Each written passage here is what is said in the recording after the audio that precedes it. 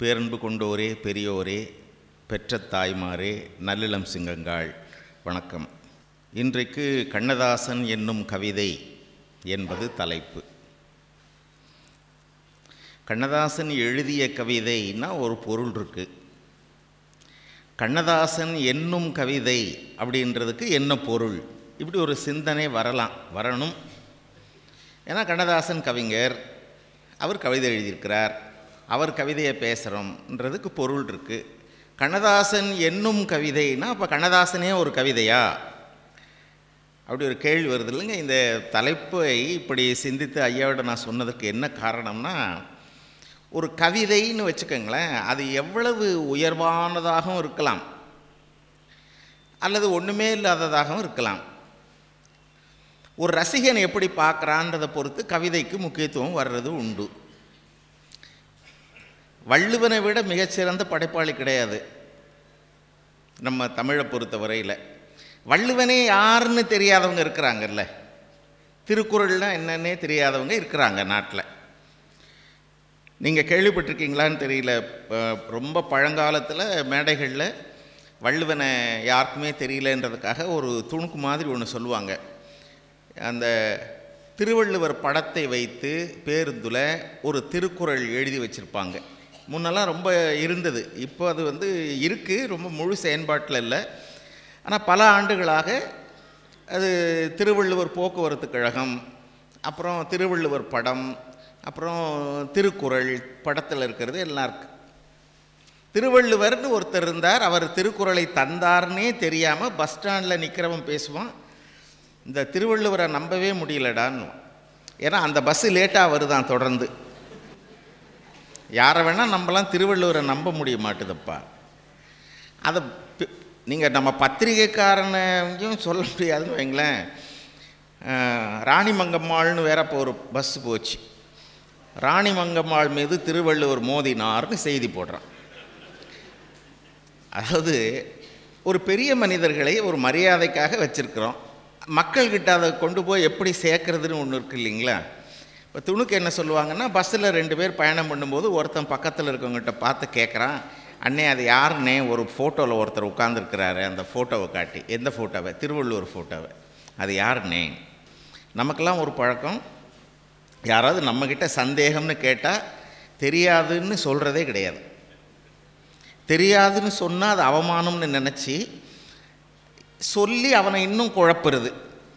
இது யார் இந்த படம்னு கேட்டோம்னா பக்கத்தில் கொஞ்சம் சொன்னோன்னா, அது தெரியாதாடா, அவர் தான் இந்த பஸ் கம்பெனிக்கு ஓனர்ன்ட்டான். இல்லைண்ணே அவர் ஏதோ எழுதிக்கிட்டே வேற இருக்கிறாருன்னு. அது தெரியாதாடா, தினமும் கலெக்ஷன் எவ்வளோன்னு கணக்கு பார்க்குறாரு. ஏன்னா தாடி வச்சுருக்கிறாருன்னா கம்பெனி நஷ்டத்தில் ஓடுதுரா, தாடி வளர்த்துட்டாருன்னு. இப்படி மேடையில் ரொம்ப நாளைக்கு முன்னாலெல்லாம் நகைச்சுவை சொல்லுவாங்க. ஒரு சிறந்த படைப்பு என்பது நம்ம வள்ளுவன்னா தெய்வம் மாதிரி பார்க்குறோம். வள்ளுவனை மீறிய வார்த்தை இல்லை.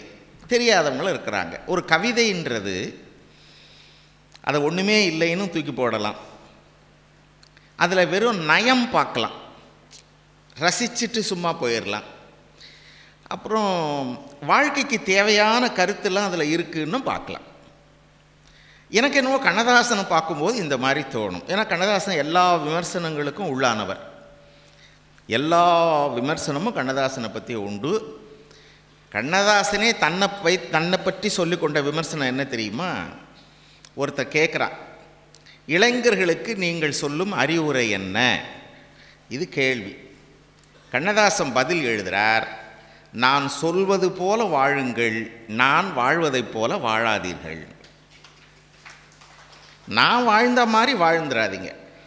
அப்போது அவரோட அந்த தனி கட்டுரையில் பார்த்திங்கன்னா, நீ தான் இவ்வளோ அநியாயம் பண்ணியிருக்கிறியே, அப்புறம் நீ எதுக்கு எனக்கு அறிவுரை சொல்கிறேன்னு நீங்கள் கேட்டிங்கன்னா, என்னெல்லாம் பண்ணக்கூடாதுன்னு சொல்கிற தகுதி எனக்கு தான் இருக்குதுன்னுவார்.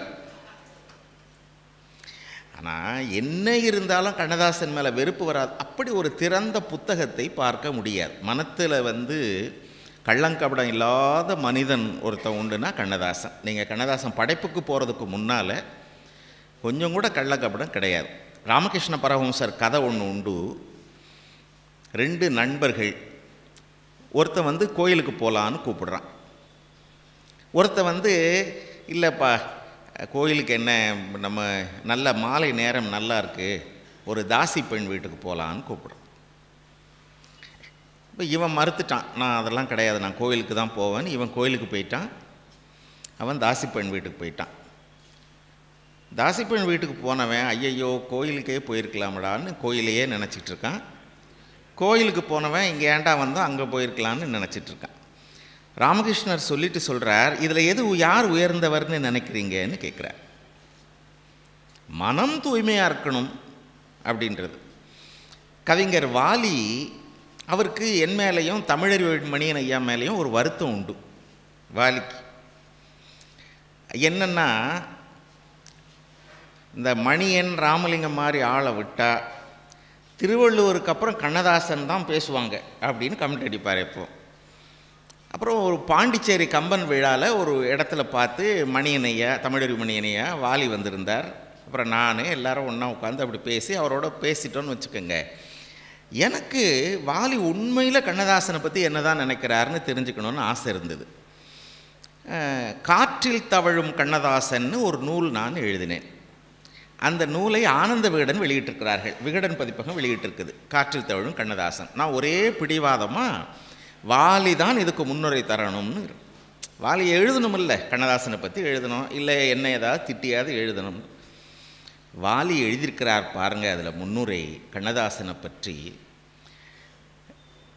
அவர், நான் சுருக்கமாக சொல்கிறேன், அதுக்கு கொஞ்ச நாளைக்கு முன்னால் வாலியோட மனைவி இறந்துருந்தாங்க. வாலி அந்த என்னுடைய நூலுக்கு அணிந்த முன்னுரையில் எழுதுகிறார், என் மனைவி இறந்த போது பகவத்கீதை கூட தராத மன அமைதியை கண்ணதாசனுடைய பாடல்கள் எனக்கு கொடுத்தனன்னு வாலி எழுதியிருக்கிறார்.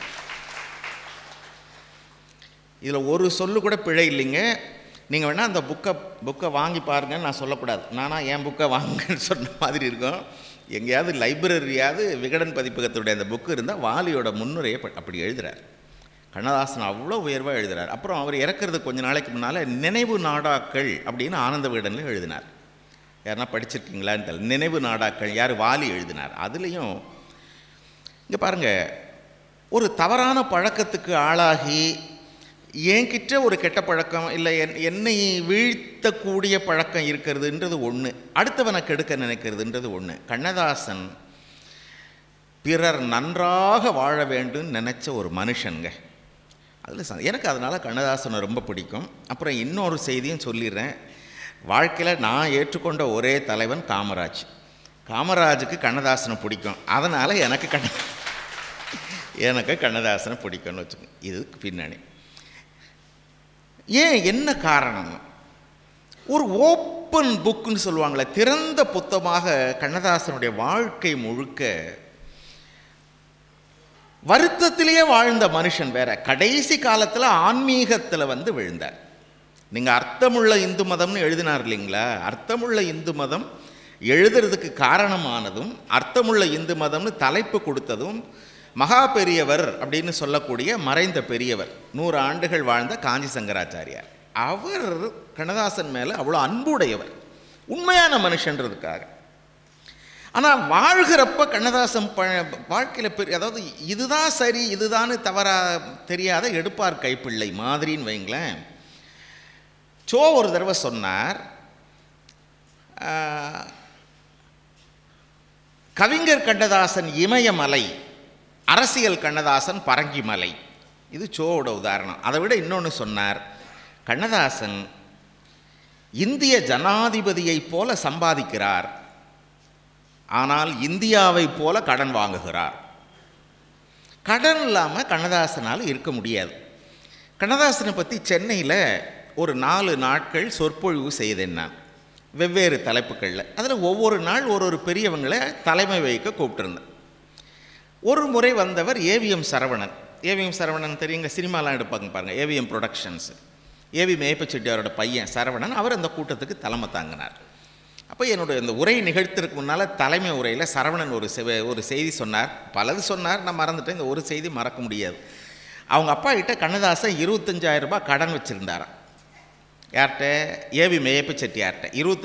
கடன் மேய்ப்பு செட்டியார் என்ன பண்ணாரான், சரவணனை கூப்பிட்டு, எப்போ அந்த கண்ணதாசன் 25,000 ரூபா கடன் வச்சுருக்கான், நம்ம அடுத்த படத்துக்கு 5 பாட்டு எழுதிட சொல்லு, கடன் கழிஞ்சிடும், அவங்ககிட்ட பணத்தை வாங்க முடியாது, 5 பாட்டை எழுதிடு. அதே மாதிரி சரவணனை வந்து கண்ணதாசன் ரொம்ப செல்லமாக முதலாளின்னு கூப்பிடுவாரான். 5 பாட்டு எழுதியாச்சு. 5 பாட்டு எழுதி முடிச்சுட்டு சரவணனை கூப்பிட்டு, முதலாளி பாட்டு எழுதிட்டெல்லாம் பணம் கொடு அப்படின்னு கேட்டாரான் கண்ணதாசன். சரவணன் சொன்னாரான், இல்லைங்க 25,000 ரூபா கடன் இருக்குதாமே நீங்கள் கொடுக்க வேண்டியது. அப்பச்சின்னா அவர் அப்பாவை சொல்கிறார், அப்பச்சி அதுக்காகத்தான் 5 பாட்டு எழுத சொன்னார். யோ குடியா, கடன் இருந்தால் தான் பாட்டு எழுதவே வருதுன்னார். கடன் இருந்தால் தான் பாட்டு எழுதவே வருது. இதான் கண்ணதாசன். கண்ணதாசனுடைய தன்னை ரொம்ப துயரத்தில், அந்த ஆன்மீகத்தில் வந்து விழுந்தப்புறம் அமைதியாக கொஞ்ச நாள் இருந்தார். ஆனால் பாருங்கள், இயற்கையினுடைய திருவிளையாடல், ஒரு 53-54 வயசுலலாம் போய் சேர்ந்துட்டார் அந்த மனுஷன். அந்த சமயத்தில் மனசு கொஞ்சம் அமைதியாக இருந்ததே தவிர, வாழ்நாள் முழுக்க ஏதாவது கஷ்டம். தான் பெற்ற பிள்ளையை ஏன் பெற்றோம் என்றுதான் தாய் அன்று மாண்டு போனாள். தன்னை பற்றி எழுதுகிறார். தான் பெற்ற பிள்ளையை ஏன் பெற்றோம் என்றுதான் தாய் அன்று மாண்டு போனாள். தந்தையும் இப்பிள்ளை உருப்படாதென்றுதான் தணலிலே வெந்து போனான். அம்மாவும் நான் வேஸ்ட்னு விட்டாங்க, அப்பாவும் வேஸ்ட்னு விட்டார். ஊன் பெற்று யானுமோர் உயிர் கொள்ள வைத்தவன் உயரத்தில் ஒளிந்து கொண்டான். உதிரத்தின் அணுவிலே தமிழன்னை மட்டுமே உறவாக வந்து நின்றாள். வான் பெற்ற பேறுபோல் நான் பெற்ற தமிழினால் வாழ்கிறேன் கன்னிமயிலே, மலர் கொண்ட கூந்தலை தென்றல் தாலாட்டிடும் மதுரை மீனாட்சி உமையேன்னு எழுது. தமிழ் தான். பாண்டிச்சேரியில் கம்பன் விழா நடக்குது. அந்த கம்பன் விழாவில் கண்ணதாசன் எழுதுகிறார், நான் படித்த படிப்பெல்லாம் 8ஆம் வகுப்பன்றி 8க்கு மேல் வகுப்பை எட்டியும் பார்த்ததில்லை, இலக்கணமும் கற்றதில்லை. செப்புவதெல்லாம் கம்பன் செந்தமிழாய் வருவதனால் அக்காலம் அப்பிறப்பில் அழகு வெண்ணை நல்லூரில் கம்பன் வீட்டில் கணக்கெழுதி வாழ்ந்தேனோ, நம்புகிறேன் அப்படித்தான். கண்ணன் கனித்தளித்த கனித்தமிழ் ஓரளவு, கம்பன் மகிழ்ந்தளித்த கனித்தமிழ் ஓரழகு. கண்ணனும் கம்பனும் எனக்கு தமிழ் கொடுத்தார்கள். கண்ணதாசனுடைய வாழ்க்கை ரொம்ப காந்தி கண்ணதாசன் எனக்கு ரொம்ப நெருக்கமான நண்பர். கண்ணதாசனோட பையன். நண்பர்ன்றதை விட எனக்கு அவரை பார்க்கும் போதெல்லாம் கண்ணதாசனை பார்க்குற மாதிரி இருக்கும், ஒரு சந்தோஷம். அவர் ஒரு செய்தி சொன்னார், அது மேடையில் சொல்கிறதுக்கு ஒரு மாதிரி இருக்கும். நான் காந்திகிட்ட பெர்மிஷன் வாங்கிட்டேன், இதை நான் சொல்ல போகிறேன் மேடையில். எல்லா மேடையிலையும் சொல்கிறேன்னு வைங்களேன். என்னென்னா, காந்தி கண்ணதாசன் காலேஜ் ஸ்டூடெண்ட்டாக இருக்கிறார். அப்போ தன்னுடைய கேர்ள் ஃப்ரெண்டை பின்னால் உட்கார வச்சுக்கிட்டு இதில் பைக்கில் மவுண்ட் ரோட்டில் காந்தி கண்ணதாசன் போகிறார். காரில் கண்ணதாசனுடைய மனைவி, அதாவது காந்தியோட அம்மா காரில் போகிறாங்க. இப்போ பார்த்துட்டாங்க. காந்தியோட அம்மா பார்த்து கார்லாம் திட்டு, புத்தியப்பார், யாரோ ஒரு பொண்ணை கூட்டிகிட்டு போகிறான், இன்னும் திட்டு. இவர் பேசாமல் இருந்திருக்கார். வீட்டுக்கு வந்து பையனை கூப்பிட்டு இந்த அம்மா அப்பவும் திட்டுது, பைக்கில் கூப்பிட்டு போறியடா, பார்க்குறவங்க என்ன நினைப்பாங்க, என்ன அப்படி இப்படின்னு. இவர் பேசாமல் இருந்தவர் காந்தியை மெதுவாக கூப்பிட்டு, இனிமேல் காரில் கூப்பிட்டு போடா, இனிமேல் காரில் கூப்பிட்டு போடா அப்படின்னு. அதான் கண்ணதாசன். மறதி, தூக்கம், தாமதம், இது 3 கண்ணதாசனுக்கு பலவீனம். இது கண்ணதாசன் சொல்கிறதே வந்து இந்த மாதிரி யாரும் இருக்காதீங்கன்னே சொல்லுவார். அதுதான் அதில் பெருசு. நான் வீணாக போயிட்டேன். அந்த கவிதையெல்லாம் படித்து பார்த்தேன். இன்னுமோர் 100 ஆண்டு எனக்கு இறைவன் தர வேண்டும்னு எழுதுறேன். இப்போ தான் கொஞ்சம் திருந்தி வர்றேன் நான். பொன்னி நதி அவ்வளவு போன ரத்தம் போன பின்னர் கன்னியரை ஏசுதடி உள்ளம், இது காலிடறி யானை விழும் பள்ளம். கவிதை எழுதுகிறான். தாமதம்னா சாதாரண தாமதம் இல்லை. மாநில கல்லூரியில் கவியரங்கத்துக்கு கண்ணதாசன் தலைவர், வரவே இல்லை. பசங்க போய் கூப்பிடுறாங்க, முடிஞ்சால் எழுப்பிக்கங்கன்றாங்க வீட்டில், முடிஞ்சால் எழுப்பி கூப்பிட்டு போங்க. அவர் வரவே இல்லை. பையன் தாமதமாதில்ல, ஒரு பையன் கவிதை எழுதினான். நான் பாருங்கள் இவன் எப்படி எழுதுறான். அச்சிட்டு கொடுத்த தாளில் கண்ணதாசன் பெயர், அச்சிட்டு கொடுத்த தாளில் கண்ணதாசன் பெயர் வரவில்லை, அவர் எச்சிட்டு கையில் சிக்கியிருக்கிறார், எச்சிட்டு கையில் சிக்கியிருக்கிறார். தாமதம்னா அப்படி எல்லா இடத்துலையும் சொல்லுவார். நான் அவருடைய ஒலிநாடாக இருக்குது, வேணால் வாங்கி கேட்டு பாருங்கள். இந்தியாவுக்குன்னு 3 மதம் இருக்குது, இந்து மதம், கிறித்தவ மதம், இஸ்லாமிய மதம். ஆனால் எனக்கு பிடிச்ச மதம் தாமதம் அப்படின்வார். காரைக்குடி விழாவுக்கு மட்டும் சரி கரெக்டாக போயிடுவார். காரைக்குடி கம்பன் விழாவுக்கு மட்டும் தாமதம் கிடையாது. அங்கே காரைக்குடி கணேசன் ஐயாரை பற்றி கேள்விப்பட்டிருக்கீங்களா? சானா கானான்னு வாங்க. என்ன மாதிரி மனிதர்கள் நம்ம கண்ணெதிரில் வாழ்ந்து இப்போ இல்லாமல் போயிட்டாங்க. சட்டப்படாத மனிதர், காந்தியவாதி, துண்டு போட்டிருப்பார். நேரம்னா நேரம் தான். 2 உதாரணம் சொல்கிறேன்.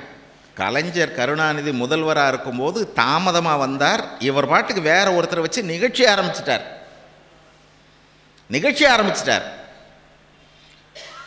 எல்லாரும் ஒரு நாள் ஒரு தடவை நெடுஞ்செழியன் வந்து ரொம்ப நேரம் பேசுவார். நாவலர் நெடுஞ்செழியன் கிட்ட போய் முடி போதும்ட்டார்.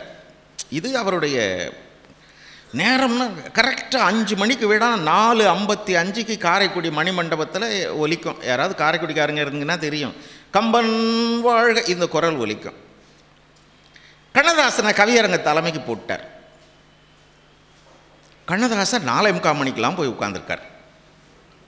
அதுக்கு காரணம் கவியரங்க எழுதுகிறார் பாருங்க. கடிகாரம் பார்த்தேதான் காரியங்கள் செய்வது என பிடிவாதம் கொண்டிருக்கும் பேரவையின் தலைவர்களே. அது ஒரு பிடிவாதமா? 7 மணிக்கெலாம் நீங்கள் கற்பூரம் காட்டுறீங்க பாருங்கள், அது ஒரு பிடிவாதமா? கடிகாரம் பார்த்தேதான் காரியங்கள் செய்வதென பிடிவாதம் கொண்டிருக்கும் பேரவையின் தலைவர்களே, கடிகாரம் என் பகைவன்,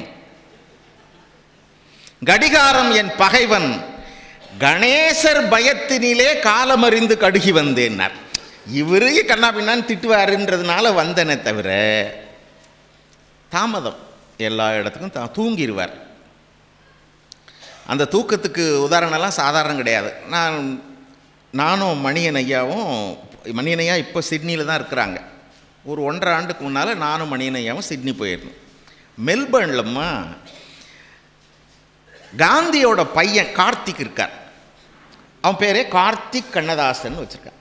கண்ணதாசனோட பேரன், காந்தியோட பையன். கண்ணதாசன் மாதிரியே நல்லா வளர்த்தியா, அதே மாதிரி பார்த்தா ஜூனியர் கண்ணதாசன் மாதிரி இருக்கான் அந்த பையன். அவன் வந்தான்ட்டு கொஞ்சம் மேடையில் பேசுவான். அவன் ஒரு கருத்து சொன்னான் பாருங்க, ஒரு டாப். எங்கள் தாத்தா ரொம்ப தூங்கிடுவார், சின்ன வயசு ஒரு 2-2.5 வயசு இருக்கும்போது ஒரு கூட்டத்துக்கு தேதி கொடுத்துட்டு தூங்குறாரு. வீட்டில் அதில் இன்னொன்று, யாராவது போய் எழுப்பினா ஒரே அறை, எழுப்புறவங்களுக்கு அடி. அதனால் எல்லாரும் சேர்ந்து இந்த பேரனை அனுப்புகிறான். பேரன் முதல் பேரன் ரொம்ப பாசமாக இருப்பாரான். இவனை போய் எழுப்ப சொல்லு, நீ போய் தாத்தாவை எழுப்புடா, கூட்டத்துக்கு வந்திருக்காங்க. போய் 5 நிமிஷம் ஆச்சு, 10 நிமிஷம், 15 நிமிஷம், குழந்தைய வெளியே வரக்காணும். என்னென்னா கார்த்திக் சொல்கிறார் மேடையில், காந்தி பையன் அவரை எழுப்பி டயர்டாகி அவர் மேலே படுத்து இவன் தூக்கம். அதே மாதிரி ஞாபக மறதி சாதாரணம் கிடையாது. 2 செய்தி சொல்கிறேன். நம்ம நெடுமாறன் ஐயா இருக்காங்கல்ல, மதுரை பழ நெடுமாறன், கண்ணதாசனுக்கு உயிர் தோழர், ரொம்ப பாசம் நெடுமாறனுக்கு கண்ணதாசன். ஒரு தடவை நெடுமாறன், சம்பத், அப்போ ஒரு பெரிய லெஜண்ட்ஸ் இருந்தாங்க பழைய காங்கிரஸ், அவங்கெல்லாம் கண்ணதாசனுக்கு ஃப்ரெண்டு. ஒரு நாள் எங்கள் வீட்டுக்கு எல்லாரும் சாப்பிட வாங்கலேன் அப்படின்னு கண்ணதாசன் கூப்பிட்ருக்கார். சரியாக 1 மணிக்கு உங்கள் வீட்டுக்கு வந்துடுவோம், தியாகராய நகரில். 1 மணிக்கு எல்லாம் அப்படி காரில் போய் இறங்குறாங்க. வீடே அமைதியாக இருக்குது. காலிங் பெல் அடித்தா கண்ணதாசன் மனைவி திறக்கிறாங்க. ஐயோ, என்ன எல்லாம் வந்திருக்கீங்க, உட்காருங்க அப்படின்ட்டு போய், அப்போல்லாம் இந்த இவ்வளோ பெரிய கருப்பு ஃபோன் தான் இருக்கும், இவ்வளோ பெருசாக இருக்கும் ஃபோன். அதில் சுத்தினா இங்கேருந்து 1/2 கிலோமீட்டர் கேட்கும், டர்ன்னு ஒரு சத்தம். அதில் இவங்க ஃபோன் பண்ணுறது கேட்குது.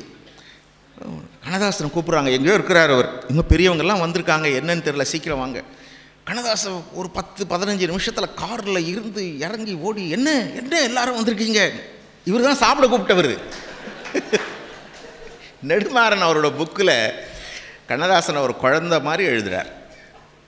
அப்புறம் ஆசிரியர் வழியை சிரிச்சுக்கிட்டு அப்புறம் எல்லாரும் ஹோட்டலில் போய் சாப்பிட்டு, அதை விட அண்ணாவுக்கும் கண்ணதாசனுக்கும் ரொம்ப அன்பு. காமராஜர்னா பயம், அவர் பயங்கரமாக திட்டிடுவார். ஆனாலும் கண்ணதாசன் மேலே காமராஜர் பெரியவருக்கு எவ்வளோ மரியாதைன்றதுக்கு பாருங்களேன். கண்ணதாசன் குடிப்பார், அப்போல்லாம் பெர்மிட் வாங்கி குடிக்கணும். இப்போல்லாம் பெர்மிஷன் தேவையில்லை. நீங்கள் அப்படியே போகிறப்போ ஒரு கடை கூப்பிட்டுதுன்னா நீங்கள் போகலாம். போகாமல் இருந்தால் அது உங்கள் புத்திசாலித்தனமே தவிர பெர்மிட் வச்சுக்கிட்டு தான் குடிக்கணும். அப்போ அகில இந்திய காங்கிரஸ் கமிட்டியில் ஒரு தீர்மானம் போட்டாங்க, காங்கிரஸ்காரங்கெல்லாம் குடிக்கக்கூடாது. இவர் அகில இந்திய காங்கிரஸ் கமிட்டி உறுப்பினர். யார்? கண்ணதாசன். தீர்மானம் என்ன வருது? காங்கிரஸில் இருக்கவங்க குடிக்கக்கூடாது. இவர் பெர்மிட் வாங்கி வச்சுக்கிட்டு குடிக்கிறார். இது கொஞ்ச நாள் போது பெரியவருக்கு தெரியும் கண்ணதாசன் குடிக்கிறாள்னு. ஒரு கூட்டி கிறுக்கா இப்படி தான் கூப்பிடுறது. ஒரு காங்கிரஸில் ஒரு சட்டம் போட்டிருக்காங்க தெரியுமில்ல? இப்படி தெரியும் ஐயா. என்ன பண்ண போகிற? நான் சரண்டர் பண்ணிடலான் இருக்கேன் ஐயா. இவர் புத்திசாலி இல்லை, பெரியவர் ஏதேன்னு இருக்கார். காங்கிரஸ் மெம்பர்ஷிப் பதவியை சரண்டர் பண்ணி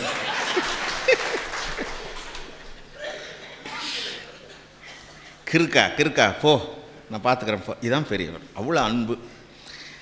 அவங்க அண்ணாவோட அன்பு வேறு மாதிரி. அண்ணா ஒரு நாள் ஒரு சட்டை போட்டுக்கிட்டு ஏதோ எழுதிட்டுருக்கிறார். இந்த சட்டை இங்கே எங்கேயோ கிழிஞ்சிருக்கு. அண்ணாவும் அந்த திராவிட இயக்கத்தில்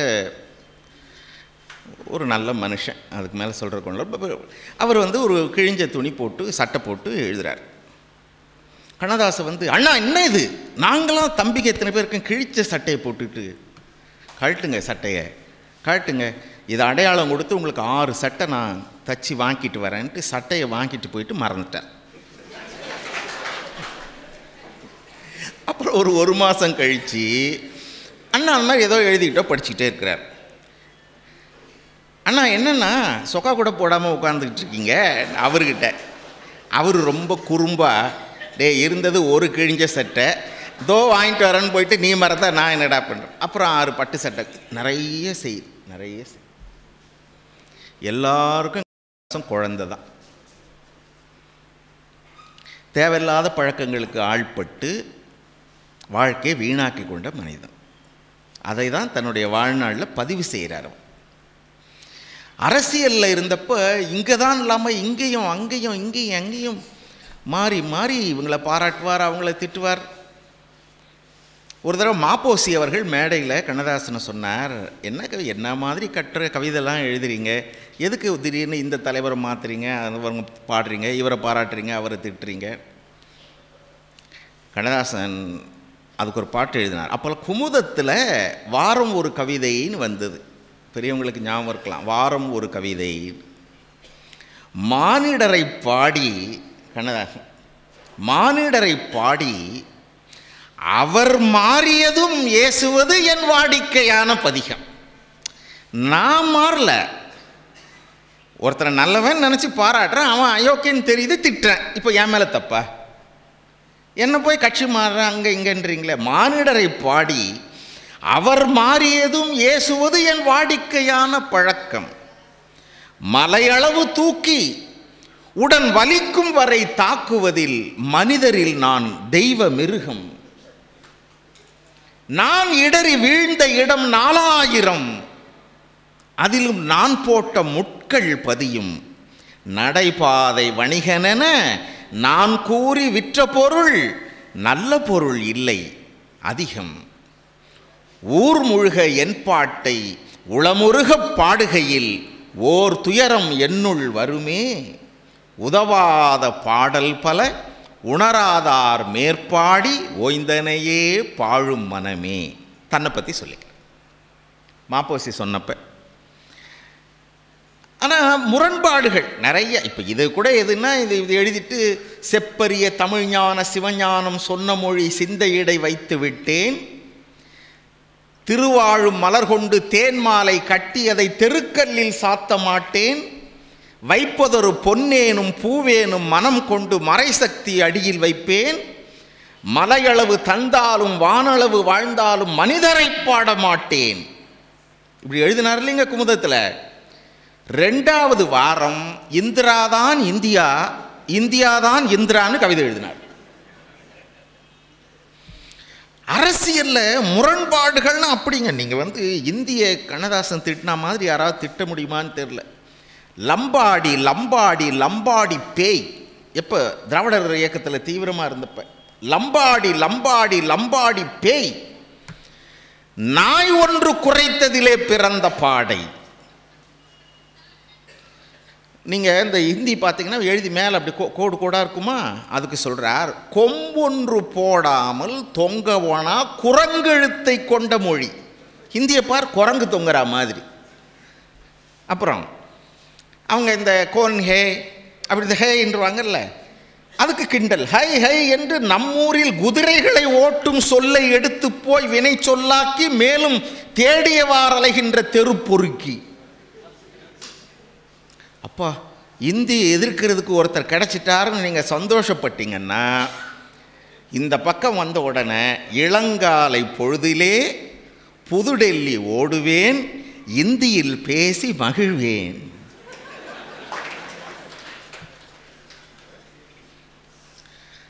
பாண்டியரின் வழி நீயா, எப்போ திராவிடர் இயக்கத்தில் இருந்தப்ப, பாண்டியரின் வழி நீயா, இமயக்கோட்டில் பறந்திருந்தது உன் கொடியா, கலிங்க நாட்டை ஆண்டவர்கள் பரம்பரையா, சிங்களத்தில் புட்பகத்தில் சாவகத்தில் கொடி போட்டான் பிள்ளையானி, மாண்ட வரலாற்றுக்கும் உனக்கும் மயிரளவும் தொடர்பில்லை, எதற்கு வார்த்தை. இப்படி திட்டுவோம். திட்டுனா உங்கள் வீட்டு திட்டு எங்கள் வீட்டு திட்டு கிடையாது. ஆனால் நீங்கள் தேசிய இயக்கத்துக்கு வந்தப்புறம் அந்த கவிதையை படித்து பார்த்தீங்கன்னா, நீங்கள் பட்டினத்தார் கூட அப்படி பாடியிருக்க மாட்டார். சுடுகாட்டு எலும்புகளை சோதித்து பார்க்கையிலே, எங்கே எல்லாரையும் சுடுகாட்டு கூட்டு போய் சுடுகாட்டு எலும்புகளை சோதித்து பார்க்கையிலே, வடநாட்டு எலும்பு என்று வந்த எலும்பு இல்லையடி, தென்னாட்டு எலும்பு என்று தெரிந்த எலும்பு இல்லையடி, இந்த நாட்டு எலும்பு என்று எழுதி வைக்கவில்லையடி, ஓர் நாட்டு மாந்தரிடை 1000 பிரிவை தடிக்கவில்லை என்றில் என்னாலும் தொல்லையடி. இது இந்த பக்கம் வந்ததுக்கப்புறம். அப்போது எங்கே இருந்தாலும் கலைஞர் கருணாநிதி அவர்கள் ஒரு விழாவில் கண்ணதாசனை பற்றி அவங்க 2 ரொம்ப நண்பர்கள், அதுவும் அந்த இளவயது நண்பர்கள் 2 பேரும். ஒரு பேச்சில் சொல்கிறார், இங்கே தான் ஈரோடு திருப்பூர் பக்கம் எங்கேயோ கூட்டத்துக்கு வர்றதுக்காக கோயம்புத்தூரில் கருணாநிதி கலைஞர் பஸ் ஏற போனாராம். அவர் சொன்னதே வாயில் வந்துருச்சு எனக்கு. பஸ்ஸில் போகிறாராம், திடீர்னு ஒரு குரல் கேட்டுது. இவர் பேசுகிறார், யார் கலைஞர் பேசுகிறார், கருணாநிதின்னு குரல் கேட்டுது. திரும்பி பார்த்தா கண்ணதாசன் ஒரு வீட்டு திண்ணையில் உட்காந்துருக்காரு. நெத்தி முழுக்க திருநீர் அடிச்சிருக்கு, அவ்வளோ பக்தி.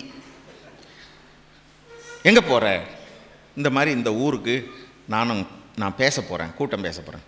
நானும் வரேன் கருணாநிதின்னு. அது முழுக்க நாத்திகம் பேசுகிற கூட்டம்ப்பா, கடவுள் மறுப்பு கூட்டம். நீ நெத்தியில் இவ்வளோ பெரிய பட்டை அடித்து வச்சுருக்கேன்னா இது என்ன பெருசு? அப்படியே அந்த பட்டையை ஒரே அழிச்சிட்டு வா போய் பேசலாம். இது கலைஞர் கருணாநிதி ஒரு கூட்டத்தில் பேசுகிறார். இந்த பக்கமும் அந்த பக்கமும் மாறி மாறி மாறி வாழ்க்கை இருக்குது பாருங்கள். மாநில சுயாட்சியை இவங்க கேட்டப்ப இந்த பக்கம் இருந்து அவர் திட்டின திட்டு இருக்கு, கிண்டல் பண்ணது இருக்கு. அந்த கவிதை சொல்கிறேன் பாருங்க. குதிரை ஒரு முட்டையிடும். எப்படிங்க? குதிரை ஒரு முட்டையிட, கோழி அதை அடைகாக்க, குட்டி யானை பிறக்கும், குரங்கின் வயிற்றிலே குங்குமப்பூ, அதிலே கொஞ்சம் ஜவ்வாதும் இருக்கும், மதுரை நகர் ஒரு நாளில் வானின் மீதேறி வந்து மாமண்டூர் அருகே இறங்கும், அதிசயம் காணலாம் மாநில சுயாட்சி, அடையவா என் தோழனே ஆறறிவில் ஓரறிவு போனவர்கள் அனைவரையும் அழைக்கின்றேன் வருகை என்றே. இப்படி திட்டார். அதாவது ஆறறிவு இருக்கிறவன் மாநில சுயாட்சி கேட்க மாட்டான்டா. இப்படி தலைவர்களை பாராட்டினது அப்படி, திட்டினது அப்படி. நேருவை கண்ணதாசன் திட்டினா மாதிரியும் யாரும் திட்டினதில்லை, பாராட்டின மாதிரியும் ஆர்ப்பாட்டம். சூம்பி போன கத்திரிக்காய் மூஞ்சின்னு எழுதுறான் நேரு. உதாரணத்தை பாருங்கள். கருப்பு கொடி காட்டினாங்க நேரு வந்தப்போ, கருப்பு கொடி காட்டினாங்க மீனம்பாக்கம் விமான நிலையத்துக்கிட்ட. அதுக்கு எழுதுறான் பாருங்க, அப்படி நேருவை திட்டி நேரு மேலே மயக்கம் வந்ததுக்கப்புறம் பாராட்டின பாட்டு இருக்குல்ல. இங்கே பாருங்கள், நேரு இன்னொரு தடவை இவர் இந்த பக்கம் இருக்கிறப்ப விமான நிலையத்தில் வந்து இறங்குறார். நேரு காலை தொட்டு கும்பிட்டார் கவிஞர். நேரு காலை தொட்டு, அதுக்கு ஒரு கவிதை எழுதுகிறாங்க.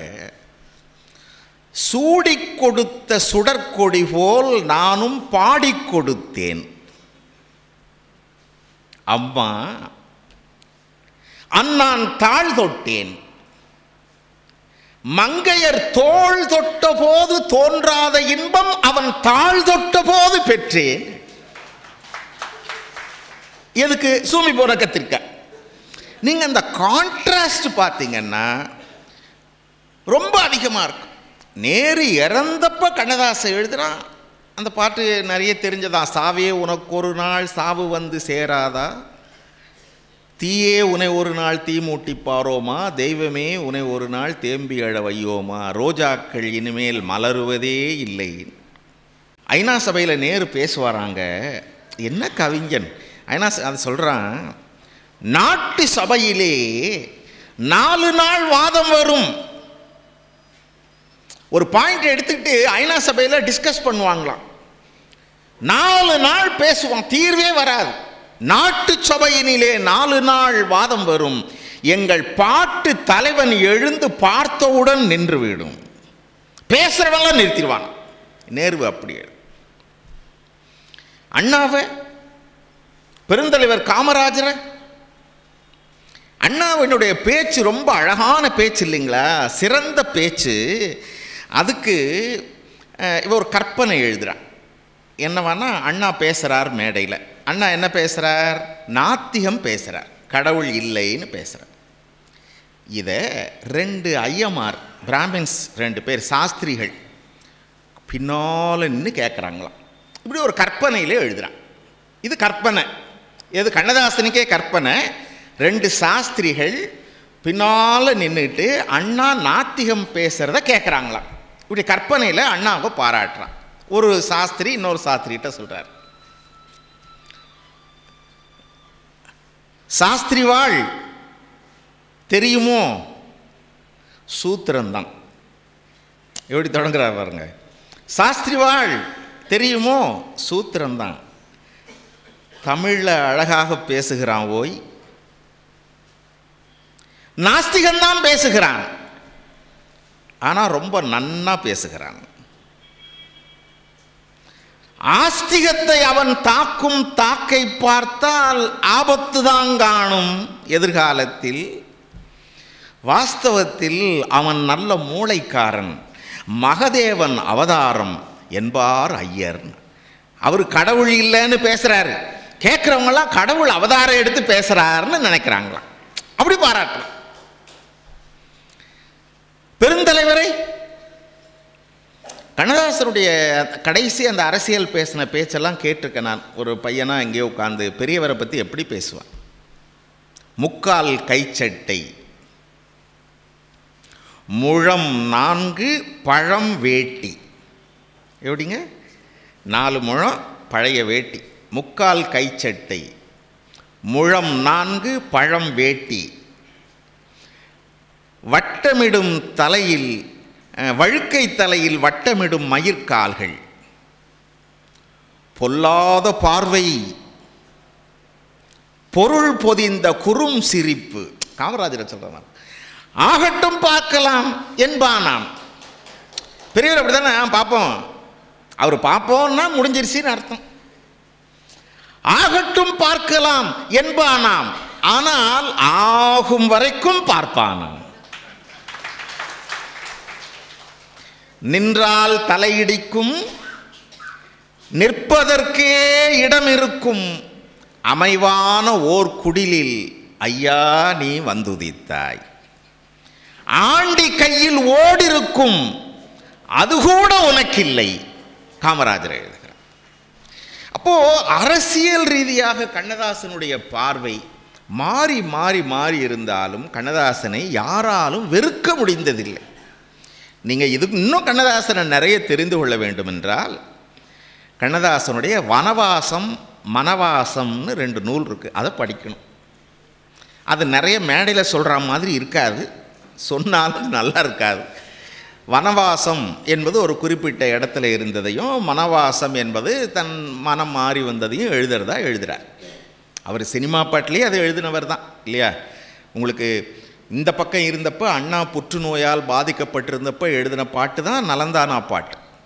தில்லானா மோகனாம்பாளில் நம்ம பத்மினி அம்மாவுடைய நடனம், கணேசனுடைய நாதஸ்வரத்தில் இருக்க பாட்டு இருக்குங்க பாருங்கள், நலந்தானா நலந்தானா, அண்ணாவுக்காக எழுதின பாட்டு.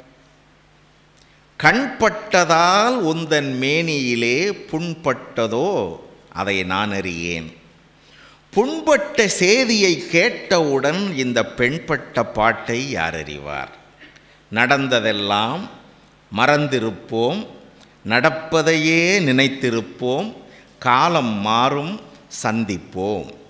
இது அண்ணாவுக்கு எழுதினது. பெரியவருக்கு அந்த சிவகாமி மகனிடம் சேதி சொல்லடி. பெரியவர் அம்மா பேர் சிவகாமி. சினிமா பாட்டில் எழுதுகிறாங்க, அந்த சிவகாமி மகனிடம் சேதி சொல்லடி, நான் சேரும் நாள் பார்க்க சொல்லடி, வேறு யாரோடும் நான் பேச வார்த்தை ஏதடி, வேலன் இல்லாமல் தோகை ஏதடி. அது ஒரு காலம், ஒரு பொற்காலம். நிலவுகள் கூடி பூமியில் வாழ்ந்த காலம் சொல்லுவோம், அந்த மாதிரி ஒரு காலம் பெரியவர் கண்ணதாசன். அது மாதிரி திரையுலகில் எம்.எஸ். விஸ்வநாதன், டி.எம். சௌந்தரராஜன், சுசீலா அம்மையார், என்ன பாட்டு. அதில் இன்றைக்கி நிறைய தத்துவ பாடல்களை கேட்கும்போது தான் கண்ணதாசனுடைய பாட்டெல்லாம் எப்படி இருந்ததுன்னு தெரியுது. இந்த ரொம்ப தூய தமிழ்லலாம் ஒரு பாட்டு வருது இல்லைங்க, ஒய் திஸ் கொலவெறி கொலவெறின்னு பாட்டு. கையில் class, only English, handle class, கிளாஸில் ஸ்காட்சு, ஐஸு ஃபுல்லாக டியரு, இப்படி தூய தமிழில் இப்போல்லாம் பாட்டு வரும்போது நம்ம கண்ணதாசன் நினச்சி பார்க்கணும். எப்படிலாம் எழுதணும், எப்படி விழுந்துட்டோன்னா பொழுதுபோக்குக்கும் ஒரு எல்லை இல்லையா? அதுவும் கண்ணதாசனை வச்சுட்டு இதை யோசிக்கிறது தப்பு இல்லை. என்ன பாட்டு எழுதுகிறான், ஓப்பன் த டாஸ்மார்க்குமான்னு பாட்டு எழுது, அட்லீஸ்ட் ஓப்பன் த பேக் டோருமா, தண்ணி அடித்தா தப்பாமா திட்டுறாமா உங்கள் அம்மா அப்பா அம்மான்னு பாட்டு எழுது. எங்கே போயிட்டோம், என்ன சொல்லிட்டோம் இளைஞர்களுக்கு? இவன் சினிமா பாட்டில் தத்துவத்தை சொன்னானே,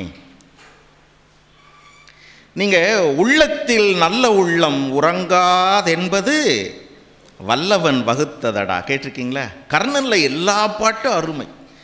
சரியாக சொன்னால் உள்ளத்தில் நல்ல உள்ளம் உறங்காதென்பது வல்லவன் வகுத்ததடா யாருக்கு எழுதுனது தெரியுமா? கண்ணதாசன் புக்கை படித்து பாருங்க தெரியும். நான் வேற சொல்ல, கண்ணதாசன் எழுதுனா நான் காமராஜுக்காக எழுதுனேன்டான். இது எழுதுனது பெங்களூரில் ஒரு குறிப்பிட்ட ஹோட்டலில், குறிப்பிட்ட உட்லண்ட்ஸ் ஹோட்டலில் குறிப்பிட்ட அறையில் தான் தங்குவார் கண்ணதாசன். அங்கே உள்ளத்தில் நல்ல உள்ளம் உறங்காதென்பது வல்லவன் வகுத்ததடா கர்ணா, வருவதை எதிர்கொள்ளடான்னு காமராஜ் வேதனையில் இருக்கிறத வச்சு, தாய்க்கு நீ மகன் இல்லை, தம்பிக்கு அண்ணன் இல்லை, ஊர்ப்பழி ஏற்றாயடா, நானும் உன்பழி கொண்டேனடா, அப்படியே நான் பெரியவருக்காக எழுதுறேன்னு எழுதுறான் கண்ணதாசன். சினிமா பாட்டில் பகவத்கீதை எழுதலையாங்க கர்ணன்ல? மரணத்தை எண்ணி கலங்கிடும் விஜயா, மரணத்தின் தன்மை சொல்வேன், மானிடர் ஆன்மா முடிவில்லாதது, மேனியை கொள்வாய் மேனியை கொள்வாய், அதுவும் மீண்டும் பிறந்திருக்கும். பகவத்கீதை எழுதுறானே, புண்ணியம் இது என்று உலகம் சொன்னால் போகட்டும் கண்ணனுக்கே, காண்டீபம் எழுக. நீங்கள் அந்த வரியெல்லாம் இது கண்ணதாசன் தவிர யார் எழுதியிருக்க முடியும்னு நமக்கு தெரியல. அப்படி அரசியலில் அப்படியும் இப்படியும் இருந்தாலும் வாழ்க்கை முழுக்க தன் வாழ்க்கை முழுக்க சோகத்தை வச்சுக்கொண்டு திரைப்பாடல்களில் இலக்கியத்தை கொடுத்தவன் கண்ணதாசன். எப்படியா, சீசரை பெற்ற தாயும் சிறப்புடன் பெற்றாள், நாசரை பெற்ற தாயும் நன்மைக்கே பெற்றாள், காமராஜரை பெற்ற தாயும் நாட்டுக்கே பெற்றாள், என்னை ஆசையுடன் பெற்ற தாயோ அழுவதற்கென்றே பெற்றாள். என் வாழ்க்கை அதாண்டாள். தொழுவது சுகமா, தொழுவது சுகமா, வண்ண தோகையின் கனிந்த மார்பில் விழுவது சுகமா, உண்ணும் விருந்துதான் சுகமா. தொழுவது சுகமா, வண்ண தோகையின் கனிந்த மார்பில் விழுவது சுகமா, உண்ணும் விருந்துதான் சுகமா. இல்லை, பழகிய இன்பம் எண்ணி பள்ளியில் தனியே சாய்ந்து அழுவதே சுகம் என்பேன் நான், அறிந்தவர் அறிவீராக. அழுதவனுக்கு தாண்டா தெரியும் அழுவுறதுல இருக்க சுகம்னு. தனக்கு பின்னால் வரக்கூடிய சமுதாயம் தமிழ் பற்றோடு இலக்கிய பற்றோடு இருக்கணும்னு நினைச்ச ஆள் கண்ணதாசன். ஆனந்த விகடனில் பொன்சின்னு ஒருத்தர் இருந்தார், இப்போ விலகிட்டார். பொன் சந்திரசேகர் அவர் பேர். பொன்சி, நீங்கள் பழைய ஆனந்த விகடனில் பார்த்தீங்கன்னா பொன்சின்னு இருக்கும். அவர், நான் இந்த காற்றில் தவிழும் கண்ணதாசன் நூல் சொன்ன பாருங்க, அந்த பதிப்பிற்காக போகிறப்போ அவர் வாழ்க்கையில் நடந்த ஒரு வெளியே தெரியாத நிகழ்ச்சி அவர் ஒரு நிகழ்ச்சி சொன்னார். என்னென்னா, மாணவனாக இருந்தப்போ மாணவர்கள்லாம் கண்ணதாசனை கூப்பிடலாம் கவியரங்கத்துக்கு. பொன்சி போய் கண்ணதாசனை கூட்டிகிட்டு வரார். எத்தனை பேர்ப்பா கவியரங்கத்தில் படிக்கிறாங்க? 4 பேர் படிக்கிறாங்க ஐயா. அப்புறம் நீ கவிதை எழுதுவியா?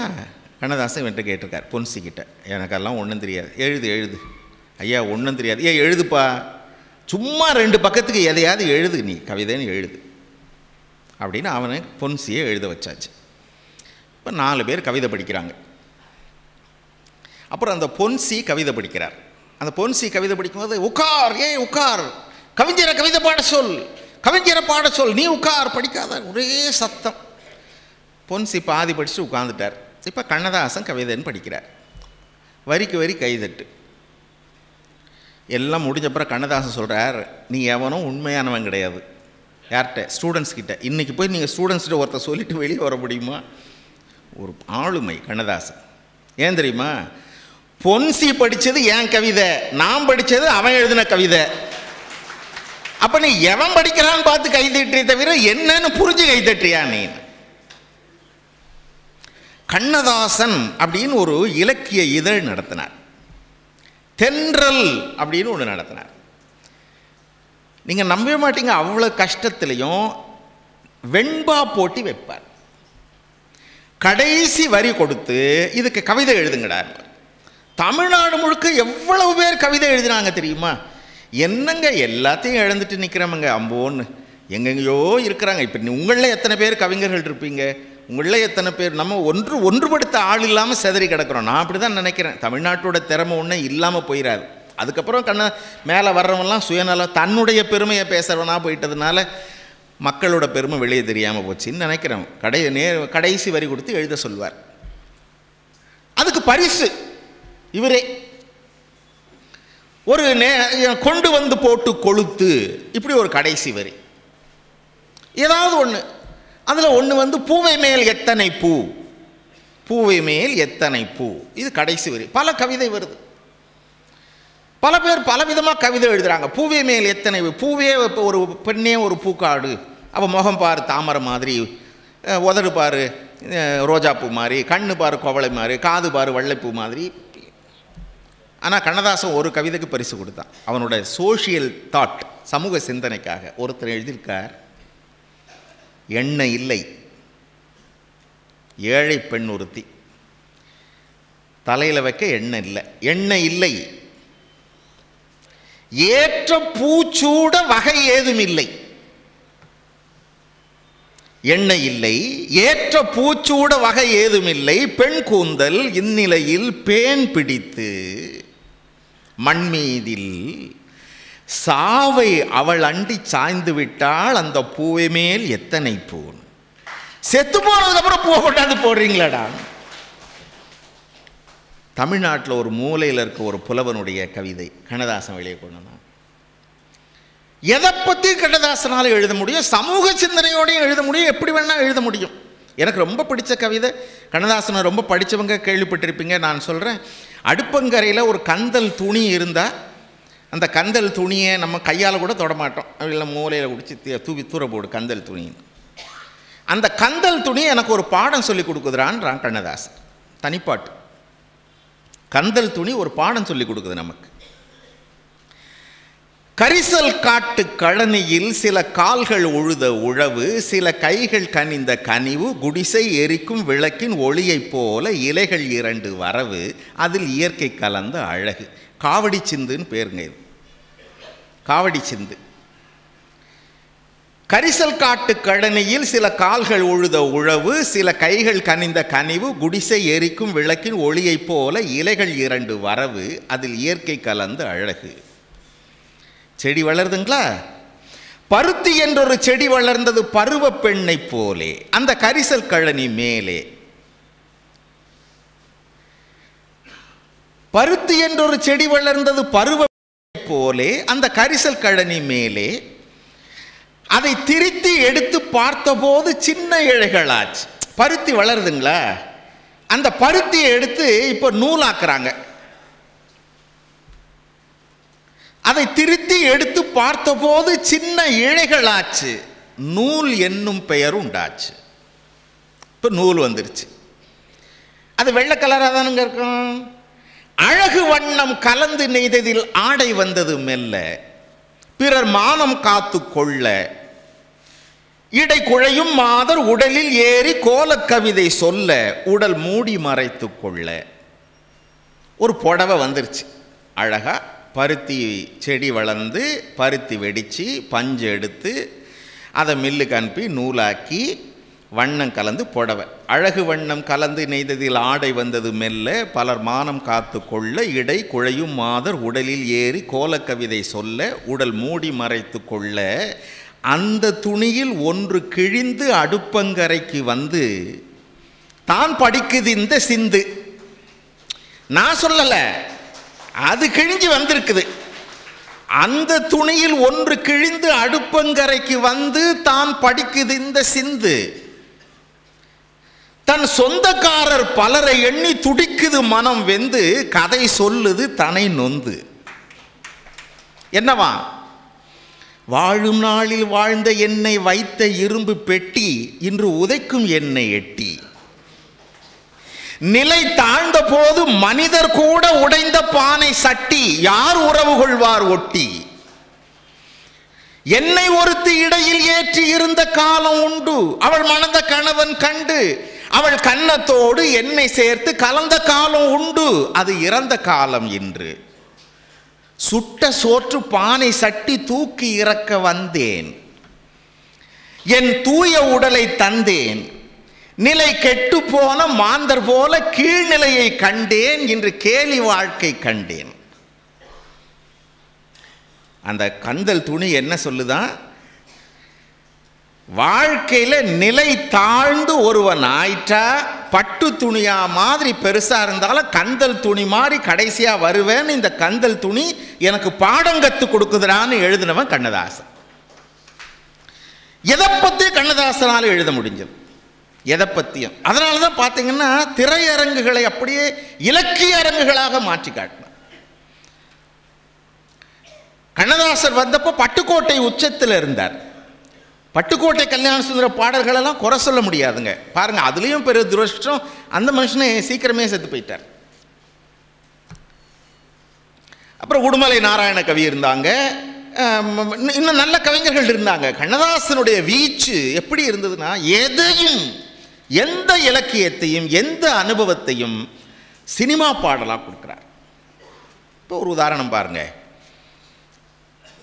அண்ணாவும் கண்ணதாசனும் பாண்டிச்சேரிக்கு காரில் போகிறாங்க சென்னையில். கண்ணதாசன் ஒரு கட்டுரையில் எழுதுகிறார். கண்ணதாசன் எழுதுறத நான் அப்படியே சொல்கிறேன். அண்ணாவிடம் ஒரு கெட்ட பழக்கம், காரில் போகும்போது எந்த ஓட்டலிலும் நிறுத்தி சாப்பிட மாட்டார். எனக்கு ஒரு கெட்ட பழக்கம், எந்த ஓட்டலை பார்த்தாலும் பசிக்கும். சரிங்களா? அப்போ அண்ணா என்ன பண்ணுவார்னா, எங்கே போகிற வழியில் ஒரு கடையில் நின்று ஒரு 100 கிராம் பக்கடா வாங்கு, 100 கிராம் மிக்சர் வாங்கி, இதை வாங்கி சாப்பிட்டுக்கிட்டே போகிறது அண்ணா பழக்கம். அப்படி பாண்டிச்சேரி போகிறப்ப ஒரு கடையில் நின்று ஒரு 2-3 பொட்டலை வாங்கினாங்க. அந்த பொட்டலத்தை இருந்து 2 பேரும் பேசி பிரித்து பேசி சாப்பிட்டுட்டே இருக்காங்களா. நீங்கள் அப்போல்லாம் இப்படி மடித்து கொடுப்பான். இப்போ தான் பிளாஸ்டிக்லாம் வந்துருச்சு. கரெக்டாக சுற்றுறேன்னா கொஞ்ச நாள் மளிகை கடையில் வேலை செஞ்சேன். இதில் மிக்சர் போட்டு கொடுத்தாச்சு. இப்போ கண்ணதாசன் கையில் தான் இருக்குது. அண்ணா கொஞ்சம் எடுத்துக்கிறார், கண்ணதாசன் அண்ணா கொஞ்சம் கடைசியில் கண்ணதாசன் சொல்கிறார், கடைசியில் வழக்கு மாதிரி அண்ணா என்கிட்டே விட்டு கொடுத்துட்டார். இதை இப்படி இந்த கோன் மாதிரி இருக்கிறத பிரித்து சாப்பிட்டாங்கல்ல, அந்த இயல்பு பாருங்கள். சாப்பிட்டு முடித்தவொடனே நம்ம ஒரு கசக்கி தூர போட்டுருவோம். கண்ணதாசன் பிரித்து அடுப்படிக்கிறான். அதில் ஒரு கவிதை இருக்குது. அது எந்த புண்ணியமாக அந்த கவிதை புக்கை கடையில் போட்டான்னு தெரியல. அந்த கவிதை ரொம்ப நல்ல கவிதை. நீங்கள் கேள்விப்பட்டிருக்கீங்களா? கல்லைத்தான் மண்ணைத்தான் காய்ச்சித்தான் குடிக்கத்தான் கற்பித்தானா, இப்படி பாட்டு தொடங்கும். ஏழ்மையை ஒரு புலவர் சொல்கிறார். எனக்கு அந்த புலவர் படிக்காசு தம்பிரானா யார் பேர் ஞாபகம் வர மாட்டேது. பசிக்குதுடா, கல்லைத்தான் மண்ணைத்தான் காய்ச்சித்தான் குடிக்கத்தான் கற்பித்தானா. பசிக்குது, அப்படி தெருவில் போனால் 2 கல் கிடக்குது, எடுத்து அப்படி சாப்பிட முடியுதா? இல்லை மண் கிடக்குது, அதை எடுத்து சூப் மாதிரி வச்சு குடிக்க முடியுதா? கல்லைத்தான் மண்ணைத்தான் காய்ச்சித்தான் குடிக்கத்தான் கற்பித்தானா. இது எந்த ஔவைக்கே இந்த கவலை இருந்திருக்கு. யார்? ஔவை பிராட்டி சொல்கிறா, இந்த குனிஞ்சி வயிறை பார்த்து சொல்கிறா, நமக்கெல்லாம் பேசலை, தன்னுடைய வயிற்றுக்கு சொல்கிறா. ஒரு நாளைக்கு ஒழி என்றால் ஒழியாய். யார்கிட்ட சொல்கிறா? தான் வயிற்றுக்கிட்ட. ஒரு நாள் சாப்பிடாம இருந்தா கேட்குறியா? சரி. 2 நாளைக்கு ஏல் என்றால் ஏலாய். ஒரு கல்யாண வீட்டில் போய் உட்கார்ந்துருக்கோம், சாப்பிட சொல்கிறாங்க, 2 நாள் சாப்பிட்டுக்கிறா கேட்குறியா? ஒரு நாளைக்கு ஒழி என்றால் ஒழியாய், 2 நாளைக்கு ஏல் என்றால் ஏலாய், ஒரு நாளும் என்னோவு அறியாய். அழகா சொல்றீங்களா யாரோ? இடும்பை கூர் என் வயிறே உன்னோடு வாழ்தல் அரிதுன்னு அவை. சே, இருக்கிறதுலே ட்ரபிள் மேக்கர் என் வயிறு தான் அவை. பசி கொள்ளுது. இப்போ இவன் பாருங்க, கல்லைத்தான் மண்ணைத்தான் காய்ச்சித்தான் குடிக்கத்தான் கற்பித்தானா, இல்லைத்தான் பொன்னைத்தான் எனக்குத்தான் கொடுத்துத்தான் ரட்சித்தானா,